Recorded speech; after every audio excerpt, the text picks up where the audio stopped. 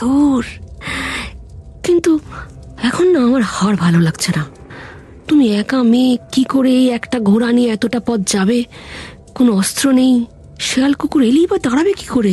সে দায়িত্ব তো তোমারই সমরু। এই যে হাতটা পেলে, তোমার কি মনে হচ্ছে না তাগাইয়ের কোনো ছোড়া বা তলোয়ার বের করে দিই মেয়েটাকে?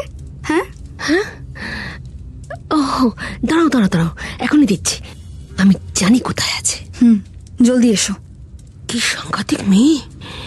এত সাহসী মেয়ে আমি জীবনে দেখিনি। 3 দিন আগে যখন এলো, মনে হলো তাগাই সর্দারের সামনে হম্বিতম্বি করলেও এখানে ঠিকই থেকে যাবে, কিন্তু অন্য পরিকল্পনা করছে আমি ধরতেই পারিনি। এই তলোয়ারটা দিয়ে দিই, বেশি বড় নয়, ভারীও নয়। এই তো, বাহ, খুব ভালো হয়েছে তলোয়ারটা। আর দেরি করব না, যাই। আর বসে থাকা তো যায় না, তাগাইকে খবরটা দিতেই হবে যে জয়নাব পালিয়েছে। কাকে পাঠাবো, কাকে পাঠাবো? ওই সামনের ঘরে যে বাসমাছিটা থাকে, ওকে গিয়ে বলি তাগাইকে গিয়ে খবরটা যেন দিয়ে আসে। তাগাই ফিরলে যাতে আরো উপহার পাই তার ব্যবস্থা করতে হবে না? 1 মিনিট, হাতটা আর কপালটা একটু ছুরি দিয়ে কেটে নি, তবে না বোঝাবে আমি জয়নাবকে আটকাতে গিয়েছিলাম।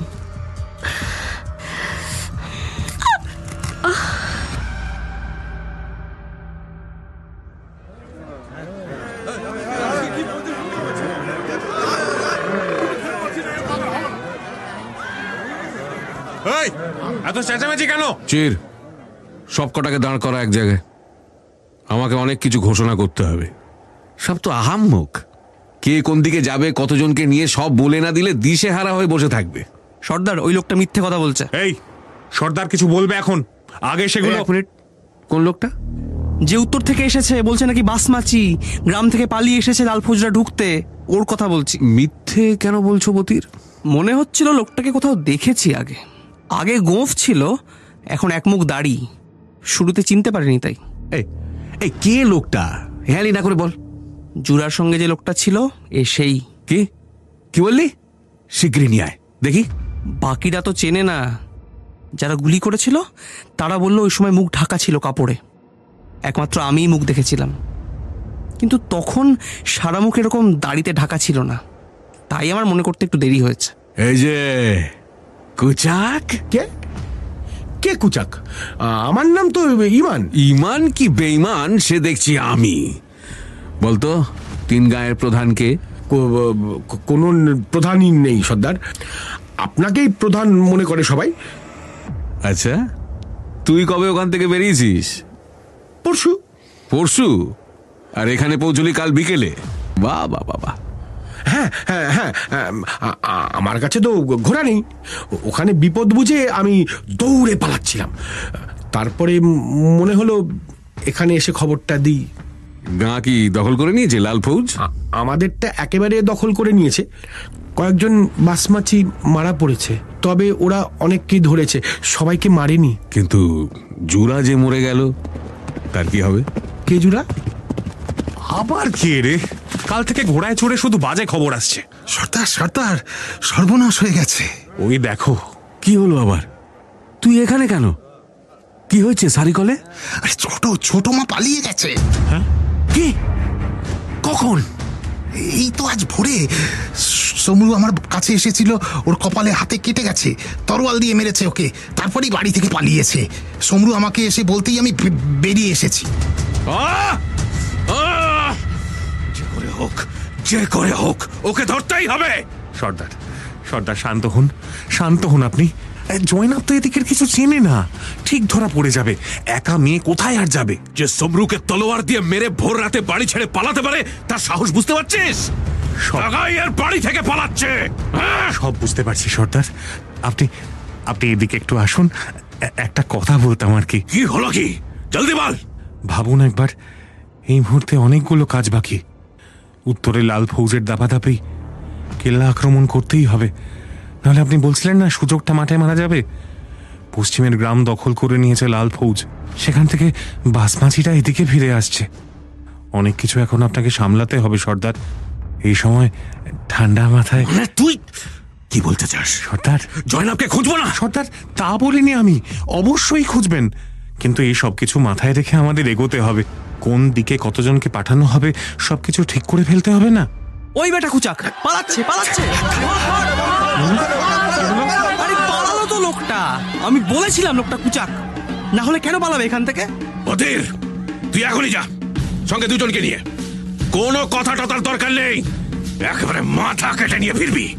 এখনই যাচ্ছি। একবার আমার হাত থেকে পালিয়েছো, তোমাকে আর ছাড়ি? এই তোরা দুজন আয় আমার সঙ্গে, ওই ঘোড়াটা আমাকে দে, শিগগির শিগগির চ, দেখি কত দূর যেতে পারে। চির চির, সব হিসেব বদলে গেল, নতুন করে সব গোছাতে হবে। নিজেকে এরকম অসহায় কখনো মনে হয়নি। সর্দার, অসহায়, অসহায় শব্দটা প্রথম বললাম না? হ্যাঁ, নিজেরই অচেনা লাগছে। আচ্ছা চির, তাগাই কখনো অসহায় হতে পারে না, না? হ্যাঁ, তাগাই কখনো অসহায় হতে পারে না। হ্যাঁ, একদম ঠিক সর্দার। তাগাই কখনো অসহায় হতে পারে না।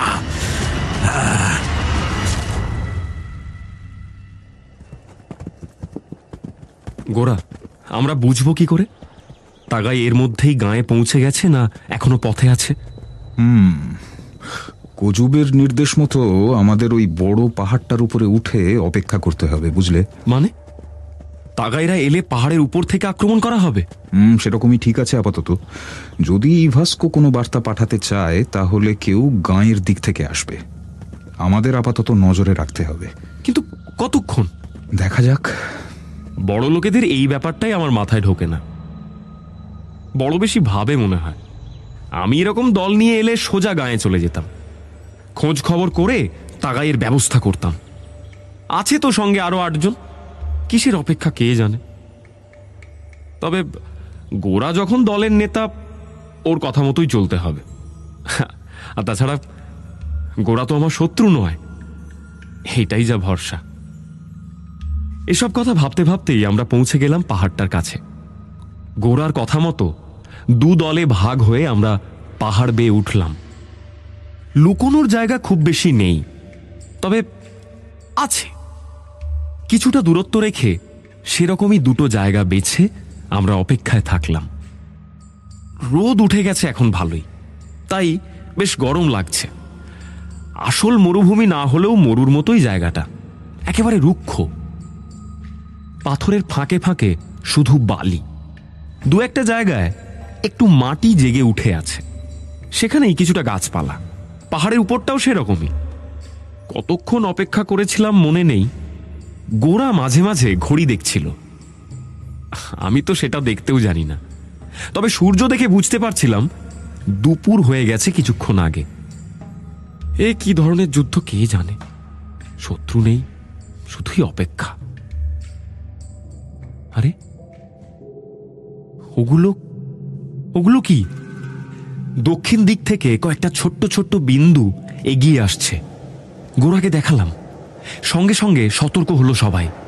নির্দেশ এলো একেবারে নড়াচড়া না করার। শোঁ শোঁ হাওয়ার মধ্যে শুধু নিঃশ্বাসের শব্দ শোনা যায়, আর অনেক উঁচুতে কয়েকটা চিলের ডাক। বিন্দুগুলো কিছুটা এগিয়ে আসতে পরিষ্কার বোঝা গেল কয়েকটা লোক ঘোড়ার পিঠে। যে দিক থেকে আসছে তাতে বাসমাচি হওয়ার সম্ভাবনাই বেশি। আর তারা আসছে এই পথেই, পাহাড়ের নিচের রাস্তা দিয়ে তারা যাবে গাঁয়ের দিকে, এইটুকু বোঝা গেল। আমরা থাকলাম নির্দেশের অপেক্ষায়। আমাদের বন্দুকগুলো সব তৈরি আছে। এবার লোকগুলো অনেকটা কাছে। গোরা ফিসফিস করে জানালো, বাসমাচি। এরা বাসমাচি, অন্তত 15-16 জন। তাই আমাদের নিশানা একেবারে সঠিক রাখতে হবে। হঠাৎ গোরা বলে উঠল, ফায়ার! এই কথাটার মানে গোরা আমাকে আগেই শিখিয়েছিল। আমি এই শব্দটারই অপেক্ষায় ছিলাম।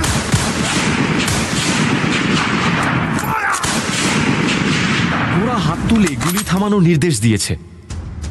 আমার প্রথম 3টে গুলি বাসমাচিদের দলের 3 জনকে এক ঝটকায় নিকেশ করেছিল। লোকগুলোর দৌড়োদৌড়িতে সবারই কয়েকটা গুলি ফসকেছে। এই মুহূর্তে চোখের সামনে যা দেখলাম তা আমার কাছে বেশ তৃপ্তির। গোরার নির্দেশ মতো অন্তত 1 জনকে বাঁচিয়ে রাখা গেছে। গুনে গুনে দেখলাম 15 জন মাটিতে গুলি খেয়ে পড়ে আছে। মনে হলো মরেই গেছে। শুধু 1 জন পা ধরে কাতরাচ্ছে। একটু অপেক্ষা করতে বলল গোরা। তারপরে আমাদের দলের 2 জন নামলো বন্দুক বাগিয়ে। কোথাও থেকে গুলি ছুটে এলো না, তার মানে আড়াল থেকে কেউ তাক করে নেই। লোকটাকে ধরে আনা হলো। এই বল, তাগাই কোথায়? জানি না। তাগাই তোদের দলের সঙ্গে আসেনি? নিতান্তই সাধাসিধে মনে করতাম গোরাকে, কিন্তু প্রয়োজনে কতটা ভয়ঙ্কর হতে পারেও তা দেখলাম চোখের সামনে। ভারী বুট নিয়ে 1 লাথি মারলো লোকটার মুখে। 2 হাত দূরে ছিটকে পড়লো লোকটার সঙ্গে। এতক্ষণ শুধু হাঁটুর নিচে গুলির ক্ষত থেকে রক্ত ঝরছিল, আর এবার রক্ত পড়তে শুরু করলো নাক ফেটে গিয়ে। তাগাই কোথায়? কয়েকখানা শিবিরে ছিল। সারিকলের কাছে, পাহাড়ের গায়ে। তারপর কোথায় গেল? তারপর কোথায় গেল জানি না। গোরা এবার ঘুষি পাকিয়ে মারতে যেতেই লোকটা ভয়ে কেঁচো হয়ে গেল আর কাঁদতে কাঁদতে বলল, সত্যি জানি না, আমি জানি না। শোন, এই শেষবারের মতো বলছি, মিথ্যে বলিস না। এইখানেই তাগাইয়ের আসার কথা ছিল, কিন্তু এলো না কেন? বলছি বলছি বলছি বলছি বলছি যা জানি বলছি। ও ও একটা লোক এখান থেকে গেল ওই সর্দারের কাছে বলতে যে 3 গায়ে লাল ফৌজ ঢুকে পড়েছে। ও আরে পালিয়েছে। লোকটা বলেছিল যে সে বাসমাচি, কিন্তু বতির বলল। বতির কে? বতির কে? আরেকজন বাসমাচি। ও, কি বললো সে? বললো ওকে নাকি আগে দেখেছে। পামিরের গা থেকে যে 2 জন আমাদের পিছু নিয়েছিল, ও ও ও নাকি তাদের একজন। কুচাক? হ্যাঁ, এই নামটাই তখন সর্দাররা বলা বলি করছিল। কুচাক বেঁচে আছে? তারপর কি হলো? বলতে বলতে এক ভাগে লোকটা পালিয়ে গেল ঘোড়া নিয়ে। তখন সর্দারও ধরে নিল যে লোকটা সত্যি কুচাক। তাই এই 3 গায়ের খবরটা আর আমল দিল না। তবু আমাদের 16 জনকে পাঠিয়েছিল দেখার জন্য। তারপরে তো এই সর্দার তখন কোথায় গেল? সারিকল? সর্দার সিরকে বলেছিল যে ওখানেই থাকবে, ওই কয়েকখানা শিবিরে। কেল্লা। কি কি কি বললি? কি বললি? আরেকবার বল। কিছু না বল, কি বললি? কেল্লা কেন বললি? কেল্লা দখল না হওয়া পর্যন্ত সর্দার শিবিরেই থাকবে। সে কি? কেল্লা দখল মানে? এই শোন, তুই কিন্তু প্রচন্ড মাথা গরম করাচ্ছিস এবার। কেল্লা কে দখল করতে যাবে? হ্যাঁ, পশ্চিম থেকে অনেক বাসমার্চি আসছে। লাল ফৌজের তাড়া খেয়ে যারা পালিয়েছিল তারা সব শিবিরে আসছে। ওদের নিয়েই দল তৈরি হয়েছে। তো কবে কেল্লা দখল হবে? বল এক্ষুনি। এতক্ষণে সেই দল চলে গেছে কেল্লার দিকে। জলদি গায়ে যেতে হবে, ইভাস্কোর সঙ্গে কথা বলতে হবে। চলো সবাই জলদি। আমরা নিজেদের ঘোড়ায় উঠতে যাচ্ছিলাম, হঠাৎ মনে হলো জয়নাবকে নিয়ে তো কিছুই জিজ্ঞাসা করা হলো না। গোরার কাছে অনুমতি না চেয়েই আমি আবার ফিরে গেলাম যন্ত্রণায় কাতরাতে থাকা বাসমাচিটার দিকে। জয়নাব কোথায়? কে? জয়নাব, যাকে তাগাই পামিরের পাহাড় থেকে জোর করে তুলে নিয়ে এসেছে। সে তো পালিয়ে গেছে। কি বললি? কি পালিয়েছে? কবে? আচ্ছা, ভোর রাতে। তুই কি করে জানলি? ওই সারিকল থেকে এসে একজন খবর দিয়েছে। মনে একই সঙ্গে আনন্দ ও ভয় কাজ করলে যেমনটা হয়, আমার অবস্থা ঠিক সেরকমই হলো। গোরার দিকে তাকিয়ে হাসলামও একবার, বা হয়তো ভাবলাম হাসছি, কিন্তু আসলে হাসিনি। সেই মুহূর্তে সব কিছু থেকে খেই হারিয়ে গেল। একদিকে আনন্দ হচ্ছে, তাগাইয়ের খপ্পর থেকে পালাতে পেরেছে জয়নাব। অন্যদিকে চিন্তা হচ্ছে পালিয়ে যাবে কত দূর। আবার যদি ধরা পড়ে যায় তাহলে তো অত্যাচার করবে তাগাই। না, ওফ, কি সব যে হচ্ছে, আমার আমার আমার সব তালগোল পাকিয়ে যাচ্ছে। জোড়া, চলে এসো জোড়া। আমরা আগে ইভাস্কোর সঙ্গে কথা বলি, তারপর ঠিক করছি কোথায় যাব। তোমরা যাও গায়ে, আমি ফিরে যাই। আমাকে একটা ঘোড়া দাও শুধু, জয়নাবকে খুঁজতে যেতে হবে। মেয়েটা যে কিচ্ছু চেনে না। না না, শোনো জোড়া, জোড়া একা নয়। বারবার তোমাকে কি বলেছিলাম, একা একেবারে নয়। শোনো জোড়া, তুমি যার সঙ্গে লড়তে যাচ্ছ তার নাম তাগাই। শোনো, আগে ইভাস্কো, পরে জয়নাব। আমরাও যাব তোমার সঙ্গে, তুমি ভয় পেও না, ভয় পেও না, কিচ্ছু হবে না। জয়নাবকে তুমি খুঁজে পাবেই। তাগাইয়ের আস্তানা থেকে পালিয়েছে মানে বুঝতে পারছো কতটা সাহসী, তোমারই মতো। এটা ঠিক, মানতেই হবে, আমার জয়নাব সাহসী। না হলে তাগাইয়ের মতো বাসমাচি সর্দারের খপ্পর থেকে কেউ পালাতে পারে? হ্যাঁ,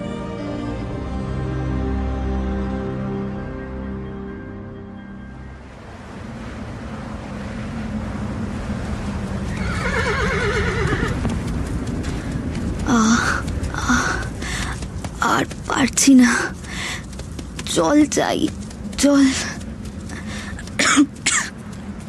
কত দূর এসে পৌঁছেছি বুঝতে পারছি না, ঘোড়াটাও আর পারছে না, বুঝতে পারছি। একটু জল চাই, এক্ষুনি এক্ষুনি। এই মরুভূমিতে জল পাবো কোথায়? না, আরও এগোতে হবে। সারিকল আসার সময় মরুভূমির শুরুর আগে যেখানে শিবির ছিল তার আশেপাশে গাছপালা ছিল অনেক, সেখানে নিশ্চয়ই কোথাও জল পাওয়া যাবে। তবে এইটুকু জানি, এখনো পথ হারাইনি। তার কারণ জুরা, আমার জুরা। আমি বিশ্বাস করি না ও মরে গেছে, নিশ্চয়ই আমাকে খুঁজছে। আগে একটা গায়ে পৌঁছই, তারপরে দেখব কি করে জুরার খোঁজ করা যায়। সূর্য বা চাঁদ তারা দেখে কিভাবে সঠিক পথে চলা যায় সেটা জুরাই আমাকে শিখিয়েছিল। তাছাড়া এই মরুভূমিতে বেশ কিছুটা অন্তর মাঝে মাঝে কয়েকটা পাথুরে ঢিপি আছে, যেগুলো যাওয়ার সময়ও চোখে পড়েছিল। সেগুলো তো দেখতে পেয়েছি, কিন্তু কিন্তু হবে। চল চল চল চল।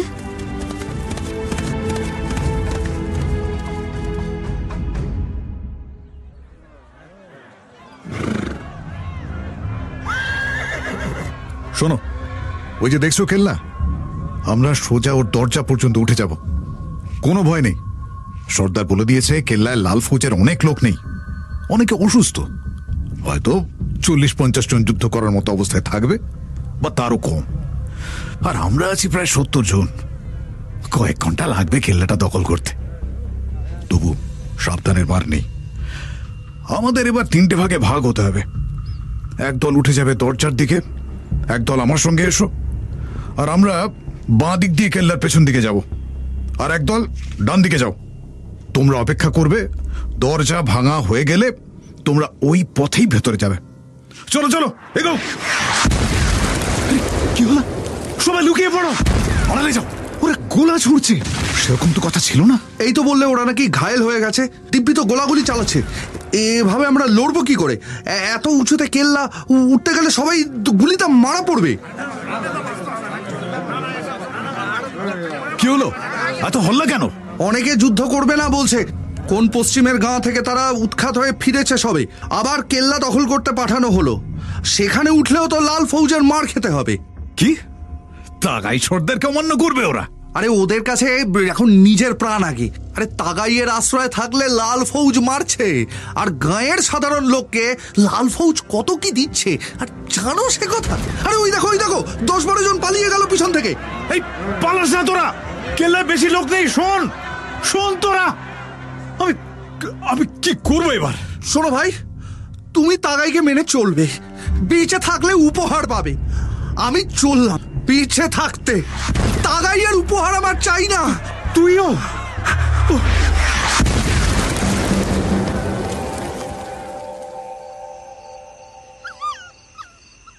আমি এখন লাল ফৌজের দখল করা সেই 3 গাঁয়ের একটাতে।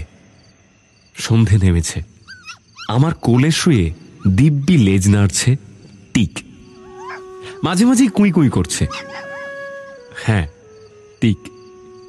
টিককে আমি ফিরে পেলাম আশ্চর্যজনকভাবে। ভাবিনি আবার কোনোদিন ওকে দেখতে পাবো। লাল ফৌজ এখানে বিরাট ঘাঁটি বানিয়ে ফেলেছে। পুরনো কোনো জমিদারের মহল ছিল এটা। এখন পুরোপুরি ইভাস্কো আর তার দলবলের দখলে।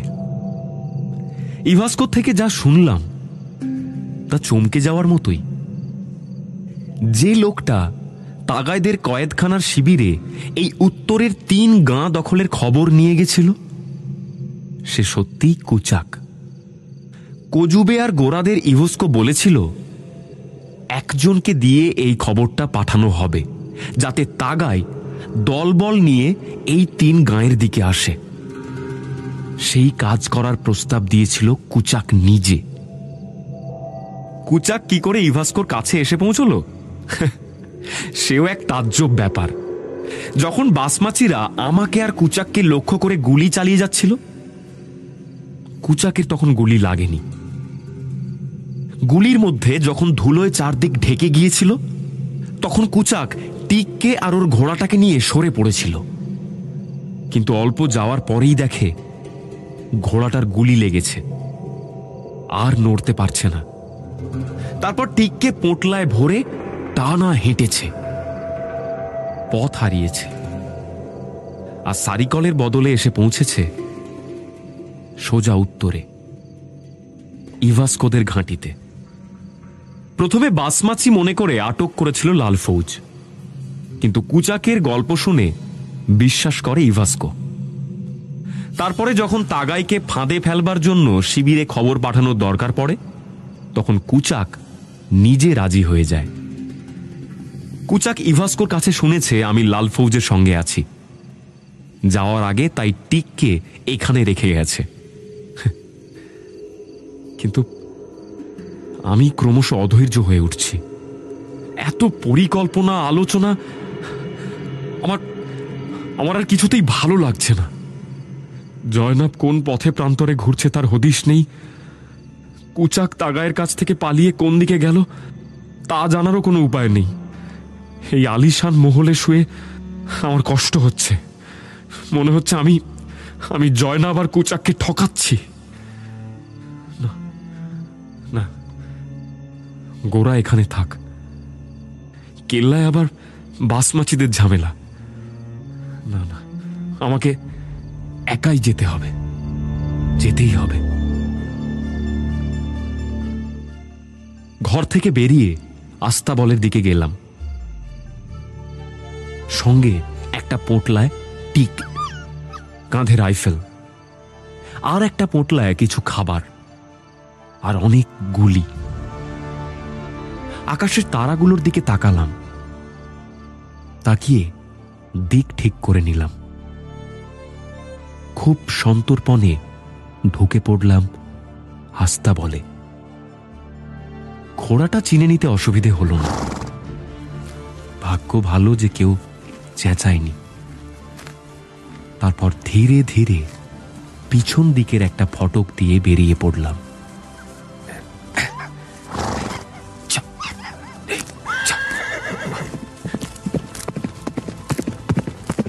দক্ষিণ দিকে ছুটল ঘোড়া। আমি জানি এগিয়ে চলেছি অনিশ্চিতের দিকে, কিন্তু আমায় তো এগিয়ে যেতেই হবে।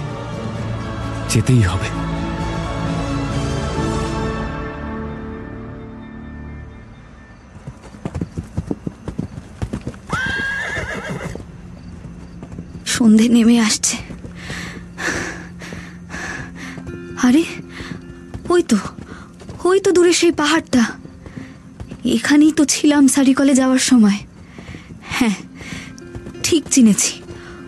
ওই তো, আর একটু এগোতে হবে, কিন্তু ঘোড়াটার যা হাল, যতই নিচু পাহাড় হোক ঘোড়াটা মনে হয় উঠতে পারবে না। তাহলে আচ্ছা, পাহাড়ের বাঁদিকে এত তো গাছপালা, কোথাও জল পাওয়া যাবে না? একটু এগিয়েই দেখি, জল খেয়ে নয় পরে ওপরে ওঠা যাবে। চল চল চল চল, আর একটু একটু এগো, চল চল চল বাবা চল।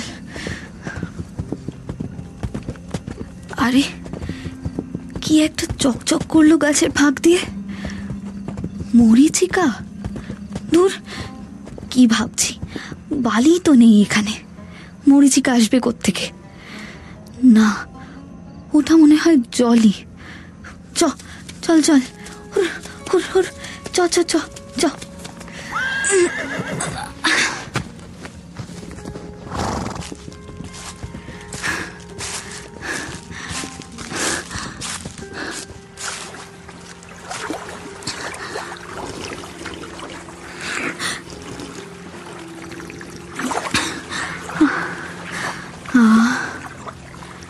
কতক্ষণ পরে জল দেখলাম। খেয়ে নে বাবা, প্রাণ ভরে জল খেয়ে নে, তারপরে পাহাড়ে উঠব। শরীরটা কিরকম ছেড়ে দিচ্ছে, হাত পাগুলো অবশ হয়ে আসছে যে। এদিকে এদিকে সন্ধে হয়ে যাচ্ছে প্রায়, কিন্তু আমি তো আর পারছি না।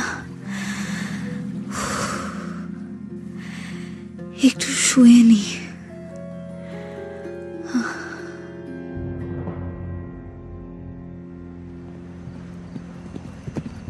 রাত এখন অনেক, আমি চলে এসেছি অনেকটা পথ। মরুভূমি মনে হচ্ছে আর একটু হলেই শেষ হয়ে যাবে। এতটা রাস্তা চলে এলাম, কিন্তু কোথাও কোনো বাস মাছির দেখা পেলাম না। অদ্ভুত তো, জয়নাবী বা কোথায় কে জানে। লুকিয়ে পালিয়ে এলাম ঠিকই, কিন্তু জয়নাবকে কোথায় খুঁজবো তার কিচ্ছু জানি না। আমার গোড়ার কথা মনে পড়ল, ও নিশ্চয়ই রাগ করবে, কিন্তু কিন্তু আমি তো কিছুতেই থাকতে পারছিলাম না ওখানে।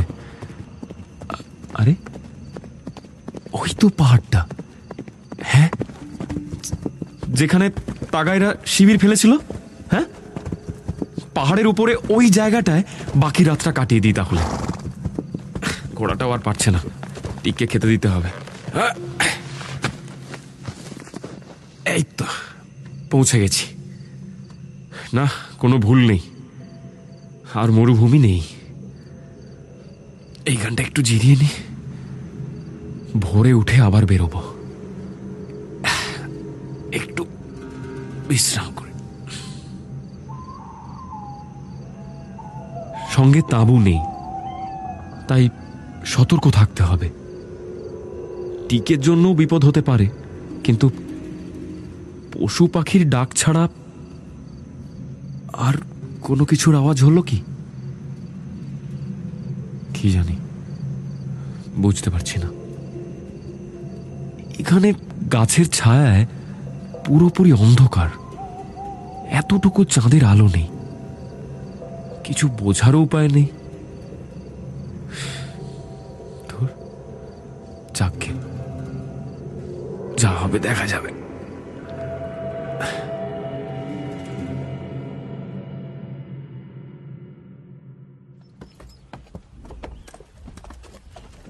সর্দার, আমরা যাচ্ছি কোথায়? আপনি তো কিছু বলছেন না। আমি চাইনি দলের সবার সামনে ফাঁস করতে। ওরা জানে আমি সারিকলে ফিরে গিয়েছি। তাহলে সঙ্গে এই 3 বাসমাঝিকে আনলেন কেন? যদি গোপনই রাখবেন। যে কাজে যাচ্ছি তাতে ওদের দরকার পড়তে পারে। কোথায় যাচ্ছি? গত কয়েকদিনে আমার পূর্বপুরুষের পুঁথিগুলো খুব খুঁটিয়ে পড়েছি।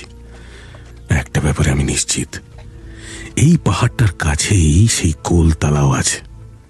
হ্যাঁ, পুঁথির বর্ণনার সঙ্গে এই পাহাড়টা মিলে যাচ্ছে হুবহু। কিন্তু সারিকলে যাওয়ার সময় আমরা এই পাহাড়ের উপরই তো ছিলাম তাঁবু খাটিয়ে। এর আশপাশে তো লোক পাঠিয়েছিলাম গোলতলাও খুঁজতে, কেউ কিছু পায়নি তো। আমি নিজে একবার আশপাশটা দেখতে চাই। পাহাড়ের নিচের দিকে বাঁদিকটা দেখতে পাচ্ছিস? জঙ্গল। ওই জঙ্গল শুরুর আগে কোনো জায়গায় রাতটা কাটিয়ে দেবো। এখন ভোরবেলা বেরোবো তালাও খুঁজতে।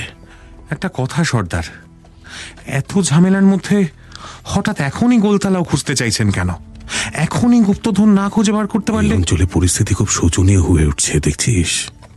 সারিকল কতদিন নিজের দখলে রাখতে পারবো বুঝতেই পারছি না। এই পরিস্থিতিতে কেল্লা দখল করে ফেলাটা খুব জরুরি ছিল রে। কিন্তু সেই পরিকল্পনা যে এইভাবে ধাক্কা খাবে বুঝতেই পারিনি। কসিৎস্কি কি শেষে বিশ্বাসঘাতকতা করলো? আমি তখনই বলেছিলাম সর্দার, পশ্চিমের এই লোকটাকে বিশ্বাস করা ঠিক হচ্ছে তো? এমনও হতে পারে ও কাজগুলো করতে পারেনি। সে যাই হোক, তার চোখ খারাপ হলো বাসমাচিদের পালিয়ে যাওয়া। যে খবর নিয়ে এলো সে যা বলল তা সত্যিই খারাপ। ওখান থেকেই অনেক বাসমাছি পালিয়েছে নিজের গাঁয়ের দিকে। তারা আর ডাকাতি করতে চায় না, বাসমাছি হয়ে থাকতে চায় না। এসব দেখেই আমি শেষ চেষ্টা করতে চাই গুপ্তধন উদ্ধারের। একবার যদি হাতে পাই, কিছু বিশ্বস্ত লোকজন নিয়ে সোজা চলে যাব সমরকান্দে, আমার পূর্বপুরুষের ভিটে। তার মানে আমরা আর ডাকাতি করব না? এই অঞ্চলে করব না, কিন্তু একেবারে করব না তো বলিনি। স্বভাব কি করে মিলিয়ে যাবে? ঠিক নতুন জায়গা খুঁজে নেব, যেখানে লাল ফৌজের বাড়াবাড়ি নেই। দক্ষিণ পশ্চিমে আফগানদের দেশে যেতে পারি, বা দক্ষিণে ভারতে যেতে পারি। জায়গার কি অভাব আছে রে?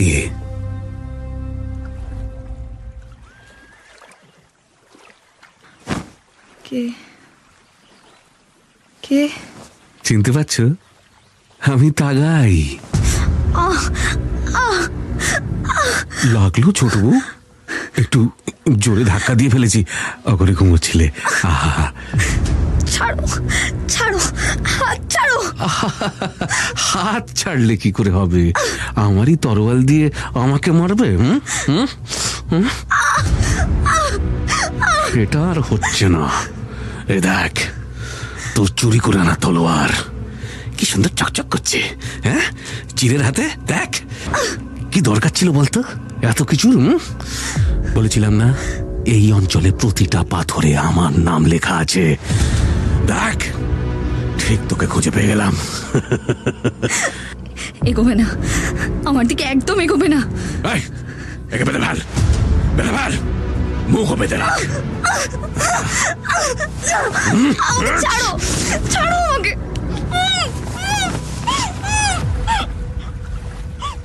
সর্দার, এটাই সেই গোলতলাও? আমি নিশ্চিত এটাই। জানাব, তুমি অজান্তেই এসে পড়েছো সেইখানে যে জায়গাটা আমার ভীষণ দরকার। একদিকে ভালোই হয়েছে, এখান থেকে গুপ্তধন উদ্ধার করব, তোমাকেও উদ্ধার করব, তারপর তোমাকে নিয়ে যাব কোথায়? সমরকান্দে।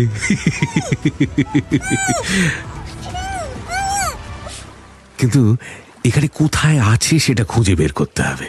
বলা ছিল গোলতালাওয়ের কাছে কোনো একটা গর্তে লুকিয়ে রাখা আছে। এই সবাই ছড়িয়ে পড়, একটা গর্ত খুঁজে বের করতে হবে। এই তালাওয়ের কাছেই কোথাও হবে। লেগে পড়, লেগে পড় কাজে, জলদি। গুলি? সর্দার, এই পাহাড়ের উপরে বোধহয়। জলদি, ওই পাথরের আড়ালে। এখানে গুলি চলবে কেন? লাল ফৌজ। আওয়াজটা আধুনিক রাইফেলের মনে হচ্ছে, হতেও পারে। আমরা মোটে 5 জন।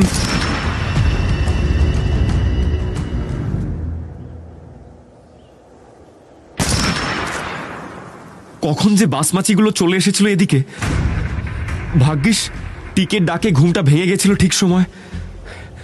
চোখ খুলেই দেখি কিছু দূরে একটা বাসমাচি বন্দুক তাক করছে। লাল ফৌজের আধুনিক রাইফেলটা ছিল বলে রক্ষে। এক গুলিতে নিকেশ। কিন্তু তারপরেও দেখি আরো কয়েকজন। পাথরের আড়ালও ছিল না। তারপরে সেই বড় পাথরটার আড়ালে চলে এলাম। আগের বার টিককে পাথরের উপর থেকে নামিয়ে আনতে গিয়ে যেখানে পা হড়কে গেছিল, আমি খাদের দিকে হড়কে গেছিলাম যেখানটায়, সেইখানটায় সরু পাথরের খাঁজে দাঁড়িয়ে গুলি করলাম।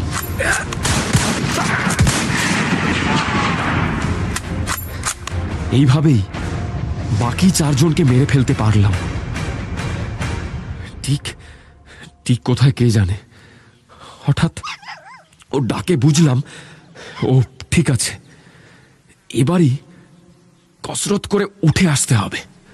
মনে পড়ল সেই গোল তালাওটার কথা, আগের বার যেটা রোদ্দুর পড়ে চকচক করছিল বলে চোখে পড়েছিল। গুলির শব্দটা থেমে গেল মনে হচ্ছে। হ্যাঁ হ্যাঁ, কিন্তু পাহাড়ের ওপর গুলি চললো কেন হঠাৎ? কারা এসেছে ওখানে?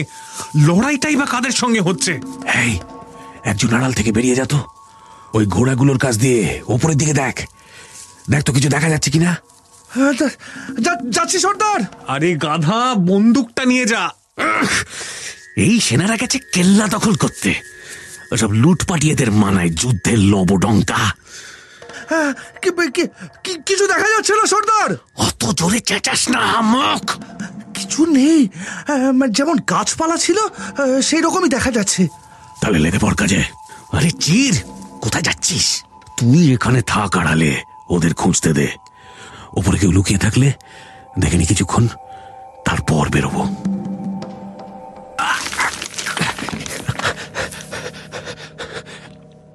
একটা নড়বড়ে পাথরে পা পড়ে হড়কে গিয়েও আমি নিজেকে সামলে নিলাম।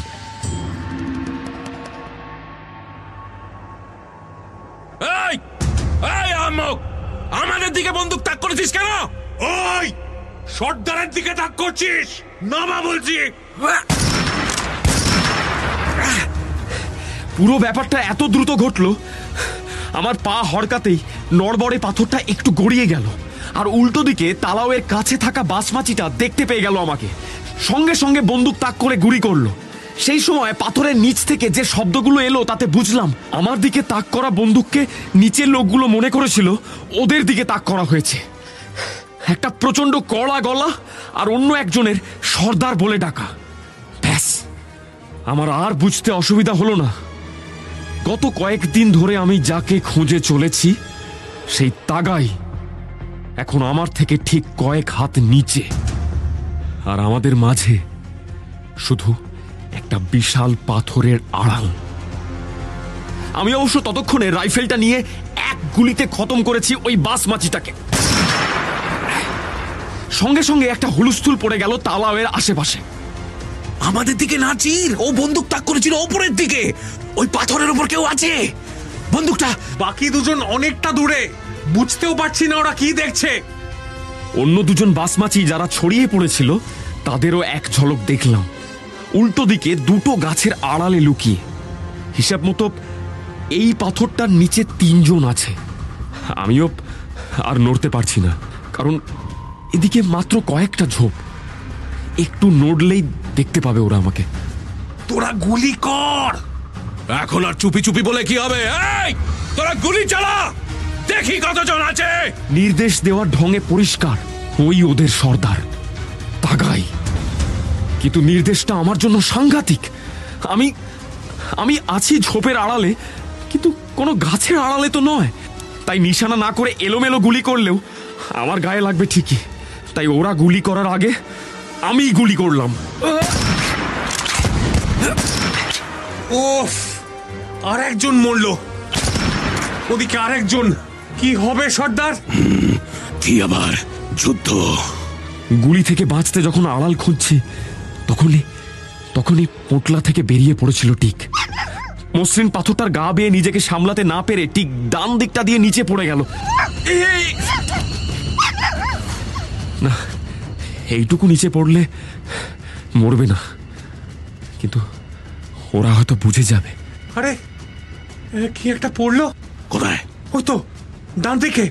টিককে দেখার জন্য ডান দিকে সরতেই ব্যাটা বাসমাচিটা গুলি করেছিল। খুব জোরে সরিয়ে নিয়েছি নিজেকে। বাঁ হাতে গুলিটা না লাগলেও একটা গরম ছোঁয়া লাগলো যেন। এরপরে বাঁচতে আমিও ঝাঁপ দিলাম ডান দিকে। টিক যেখানে পড়ে কুই কুই করছিল তার ঠিক পাশে এসে পড়লাম। বাঁ দিকে তাকাতেই দেখি কিছুটা দূরে একটা পাথরের আড়ালে দুজন লুকিয়ে পড়ল। কে এই লোকটা? লাল ফৌজের বলে তো মনে হলো না। হতে পারে লাল ফৌজের নতুন যোগ দেওয়া কেউ। দূরের বাসমাচিটা আমি কোথায় সেটা দেখার জন্য গাছের আড়াল থেকে মাথা বের করেছিল। এই সুযোগ আমি ছাড়লাম না। এক গুলিতেই 3 নম্বরটাও গেল। গুলি করতে থাক ওদিকে। পরপর গুলি করছে, তবে একজনই।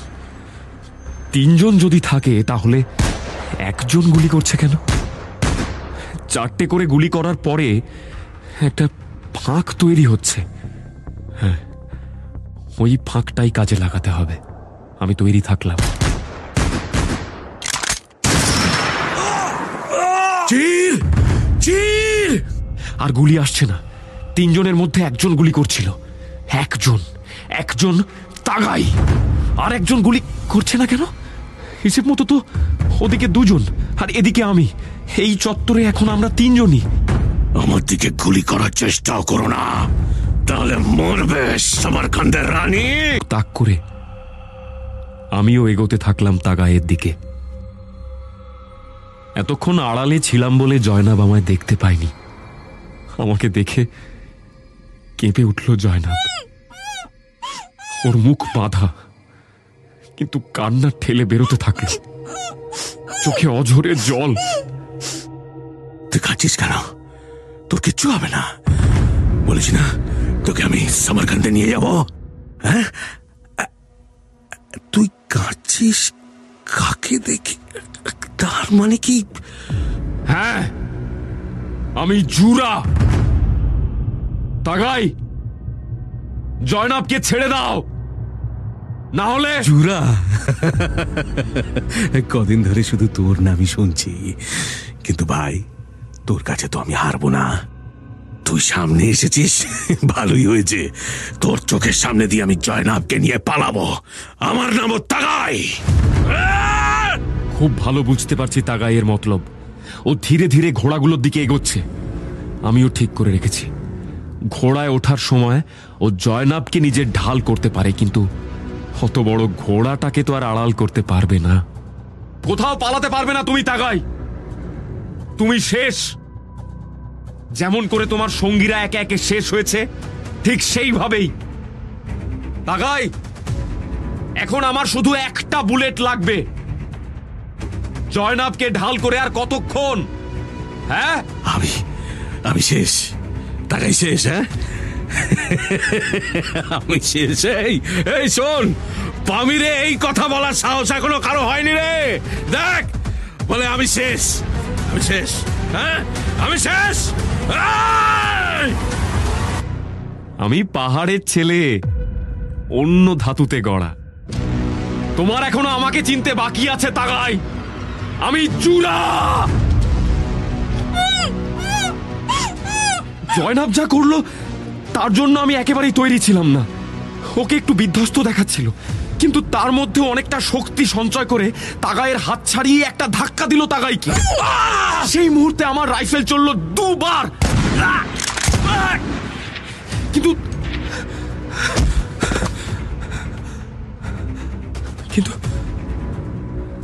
দুজনেই পড়ে গেল কেন? আমি দৌড়ে গেলাম। জয়নাব, জয়নাব, জয়নাব, জয়নাব, জয়নাব।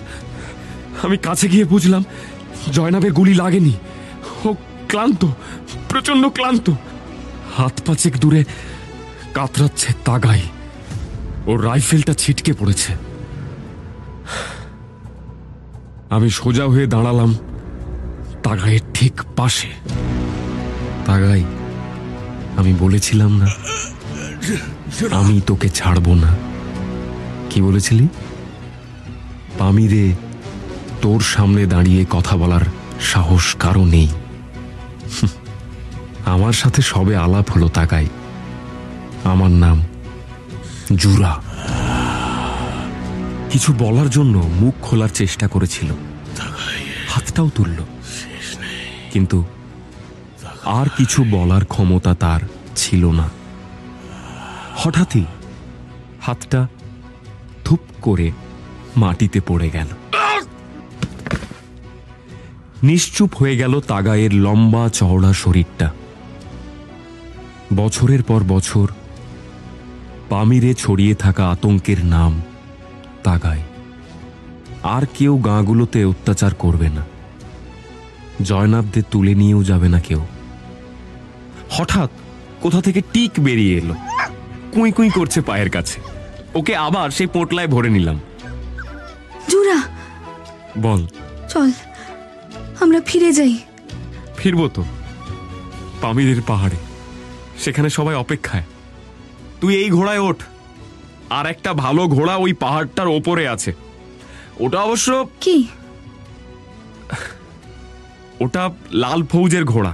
লাল ফৌজ? বাসমাঝিরা তো খুব ভয় পাচ্ছিল লাল ফৌজদের। তুই কি করে লাল ফৌজদের ঘোড়া পেলি? তার আগে বল, তুই কি করে আমাকে খুঁজে পেলি? এই উত্তরের মধ্যেই লুকিয়ে আছে আমি কি করে লাল ফৌজের দেখা পেলাম, গুলি খেয়েও বেঁচে গেলাম, কি করে লাল ফৌজের কেল্লায় পৌঁছলাম, সে অনেক বড় গল্প। আগে গায়ে ফিরি, তারপর সব বলছি তোকে।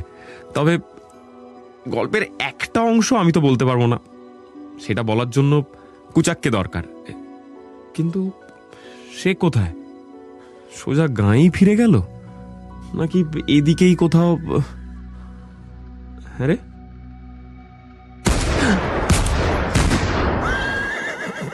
কি হলো? একটা গুলিও গায়ে লাগেনি কারোর। আমি আর জয়নাব দ্রুত ঘোড়া থেকে নেমে আড়াল খুঁজছিলাম। জঙ্গল প্রায় পাতলা হয়ে এসেছে, সেরকম মোটা গাছ বা ঝোপঝাড় কিচ্ছু নেই।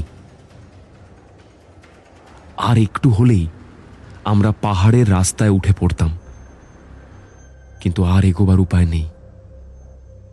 বেশ কয়েকজন লোক আমাদের দিকে বন্দুক তাক করে দাঁড়িয়ে আছে, অন্তত জনা কুড়িক তো হবেই। চারদিকে ছড়িয়ে আছে তারা, কিন্তু এরা কারা?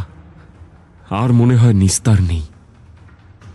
তবে তবে আর কোনো চিন্তাও তো নেই, এখন তো পাশে জয়নাব আছে।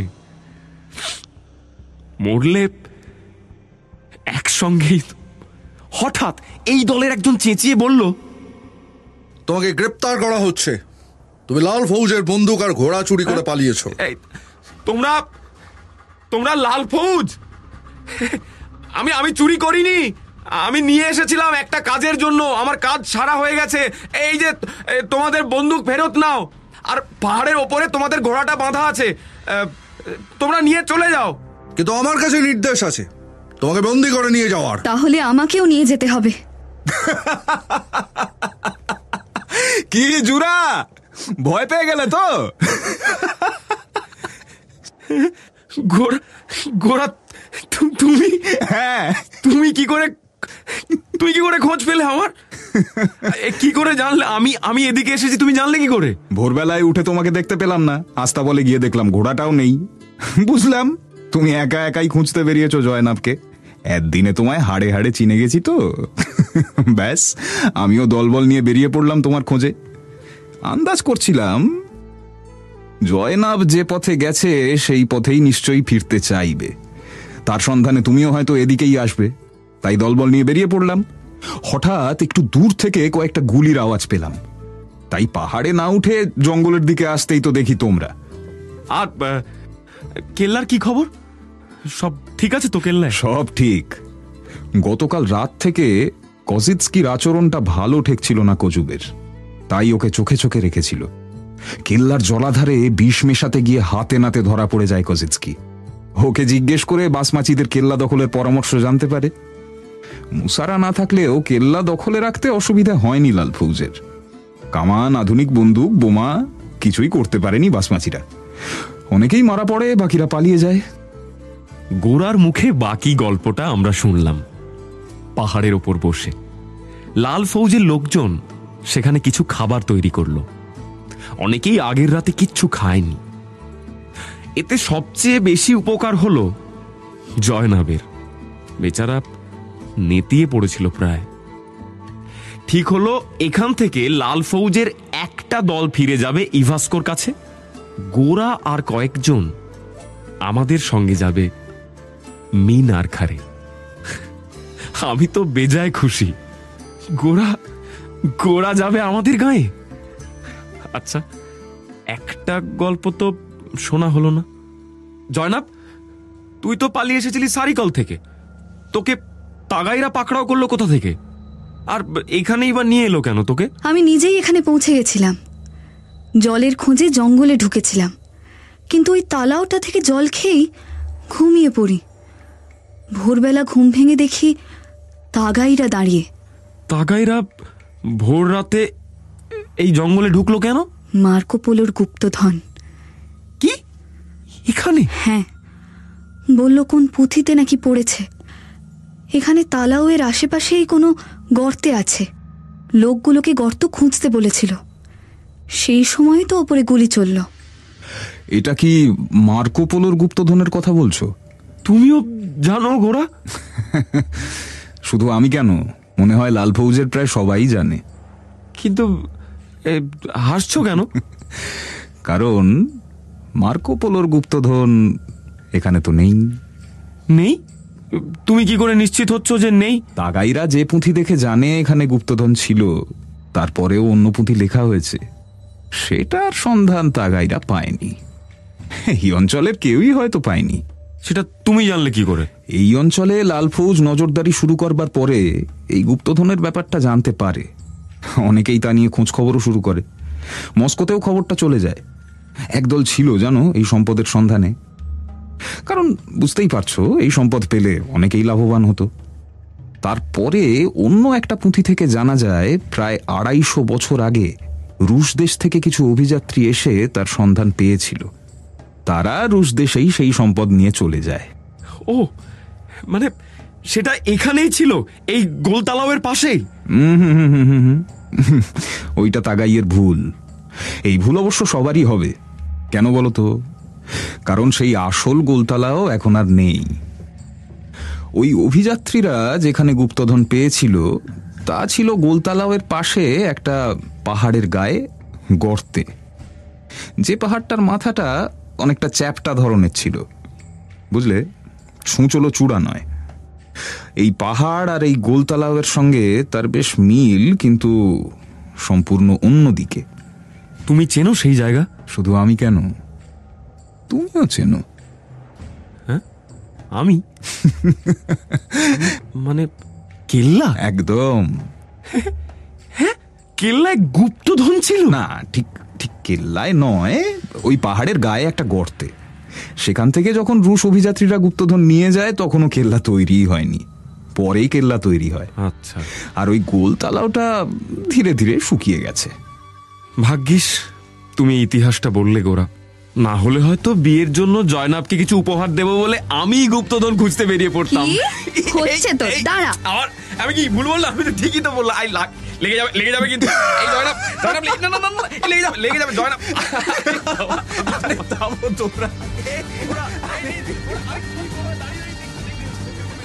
আমার গল্প বলা এখানেই শেষ। এই পাহাড় থেকে আমি, জয়নাব, গোরা আর লাল ফৌজের 4 জন পাড়ি দিলাম আমার গ্রাম মিনার খারের দিকে। বাকিরা ফিরে গেল কেল্লায়। আমাদের অবশ্য কুচাকের সঙ্গে দেখা হয়নি এখনো, তবে আশায় আছি ও হয়তো গাঁয়েই ফিরে গেছে। কুচাকের হাতে রান্না খাওয়ার বড় আশ জেগেছে মনে।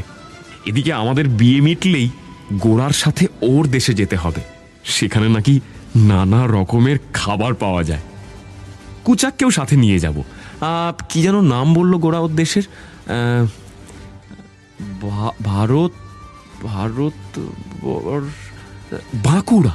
হ্যাঁ, বাঁকুড়া।